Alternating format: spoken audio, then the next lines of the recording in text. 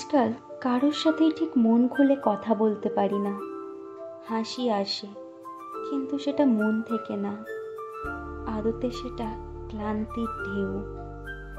ভালোবাসার গল্প শুনলেও মনে হয় ওসব আমার জন্য না। একটা সময় ছিল যখন চোখে স্বপ্ন ছিল, এখন কেবল ঘুম দরকার। আশেপাশে সবাই ব্যস্ত আপন জগতে, আমি যেন এক অদৃশ্য চরিত্র, নেই তবু আছি। কারো মেসেজ না এলে আর মন খারাপ হয় না। আজকাল মানুষ ছেড়ে নিজেকেই আপন মনে হয়।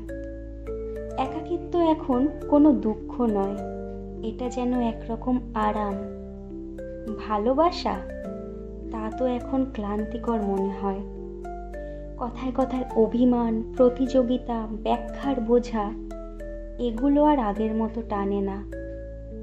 ভালো লাগা এখন অনেক সরল জিনিসে, এক কাপ চায়ে, বিকেলের নরম আলোতে, একটু ঘুমে, আর একলা নিজের মধ্যে হারিয়ে যাওয়াতে। আজকাল কেমন যেন হয়ে যাচ্ছি, কারো খোঁজ নিতে ইচ্ছে করে না, কেউ পাশে না থাকলেও ভয় করে না।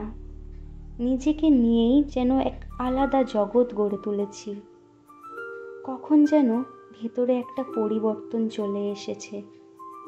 অপ্রয়োজনীয় মানুষের ভিড় থেকে নিজেকে সরিয়ে নেওয়ার সাহস জন্মেছে। ভালো থাকার সংজ্ঞা বদলে গেছে। শান্তি এখন শব্দে নয়, নীরবতায়।